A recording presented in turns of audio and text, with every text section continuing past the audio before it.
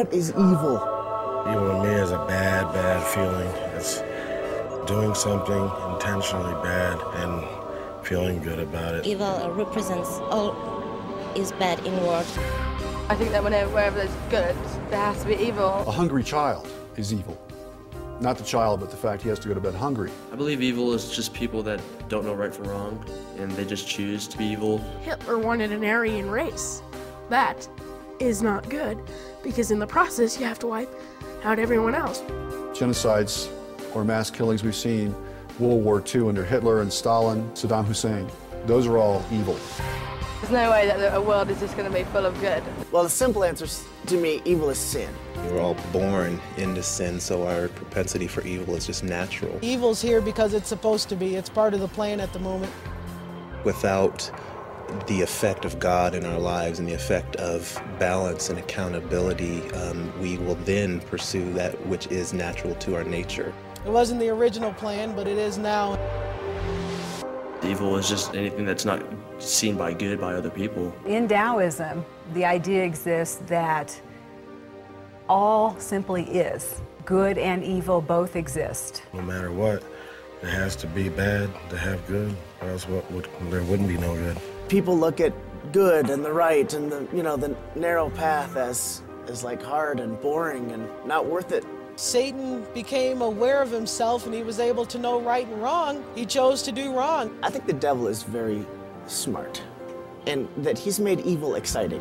If you go to a movie and you watch the good guy, he's usually pretty boring. The dark side and the mysterious stuff, it catches people. You watch the evil guy, he's very exciting. So what would life be without evil?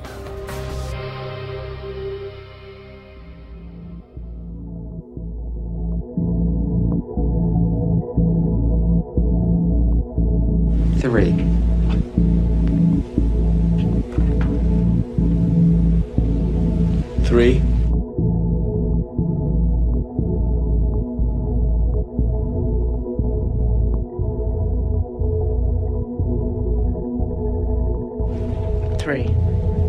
The Asch experiment has been repeated many times, and the results have been supported again and again.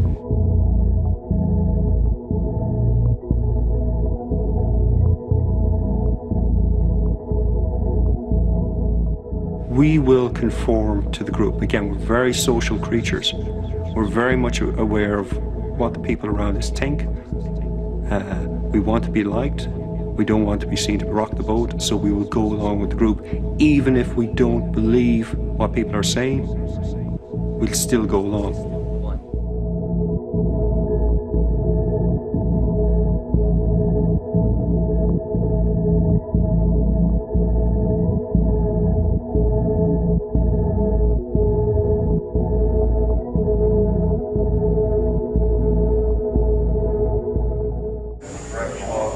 Once you put a uniform on and are given a role, a job, saying your job is to keep these people in line, then you're certainly not the same person as if you were in street clothes and in a different role. You really become that person once you put on that khaki uniform, you put on the glasses, you take the nightstick, and you act the part.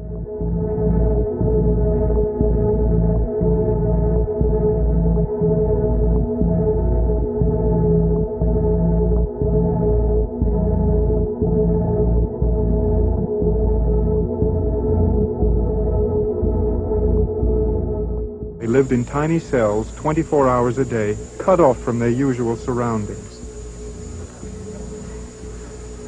The guards, however, only worked 8-hour shifts, and they returned to their normal routines as students when off the job. Up, 5 right 6 in our belly rolls, these are push-ups, keep that back straight. Down. What happened surprised everyone, including Zimbardo. The illusion became the reality. The boundary between the role each person was playing and his real personal identity was erased. I've read a lot about it, but I've never experienced it firsthand. I've never seen someone turn that way. And I know you're a nice guy, you know? Do you understand? I do. I do know you're a nice guy. Then I don't you get hate bad because I know what you can turn into. I know what you're willing to do. If you say, oh, well, I'm not going to hurt anybody. Oh, well, it's a limited situation. It's over in 2 weeks. Well, you in position, what would you have done? I don't know.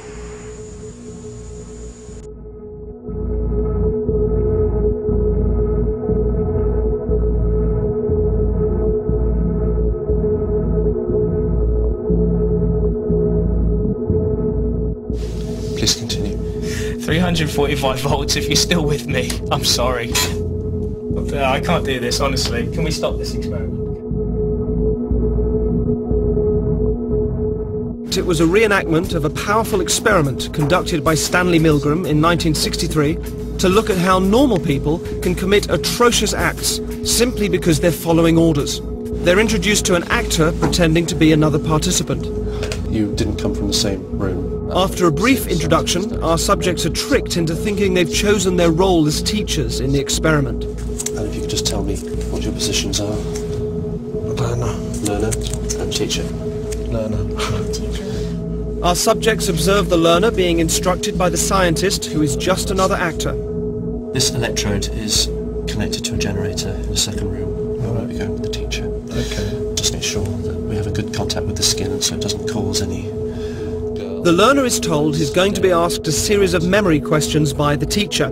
He will have to word pairs and then correctly remember them when offered multiple choices. If the answer is incorrect, you will receive an electric shock.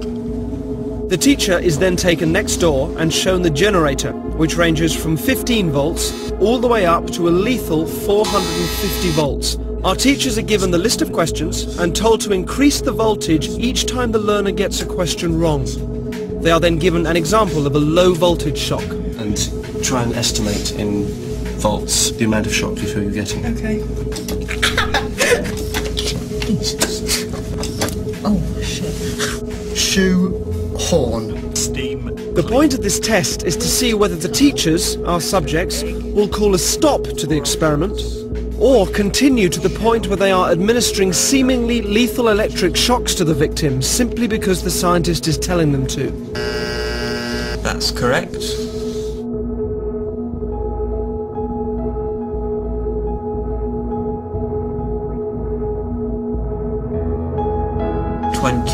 volts.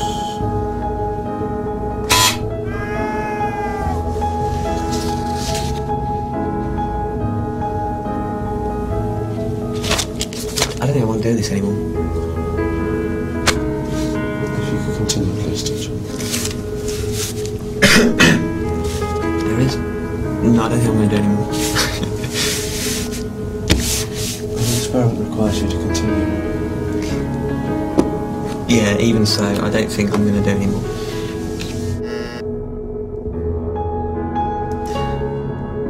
That's wrong, mate. 300 volts.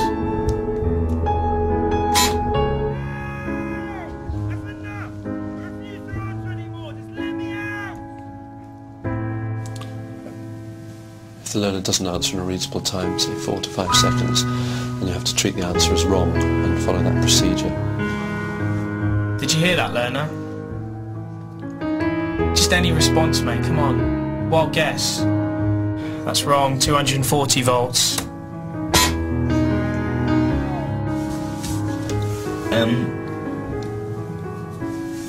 Sorry, I don't know, is someone want to check on him or something? It's just he's not making any noise now and he was before. I'm quite happy to go on, but I'm just a bit worried about... If you would continue. Yeah, I'm just a bit worried because he was... He'll be alright, yeah? Please continue.